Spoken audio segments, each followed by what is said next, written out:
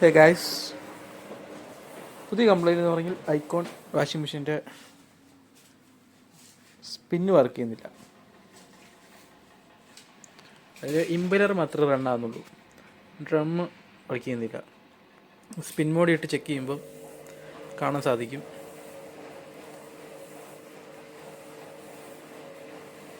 Drum run ആകാത്തത്.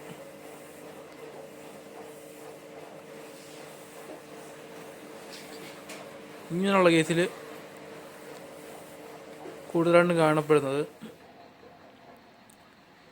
Drain motor complaint. Drain മോട്ടറിൻ്റെ complaint കൊണ്ടാണ് drum കറങ്ങാത്തത്. ആ ഡ്രെയിൻ മോട്ടർ റിമൂവ് ചെയ്യുക, പുതിയ ഡ്രെയിൻ മോട്ടർ ആഡ് ചെയ്യുക.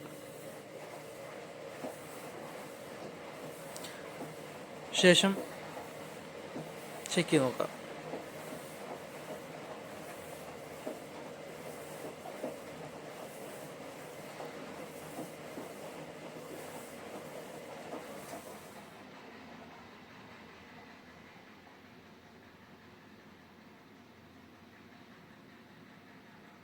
ഇപ്പോൾ ഡ്രമ്മും ഇമ്പലറും കറങ്ങുന്നുണ്ട്. ഓക്കേ.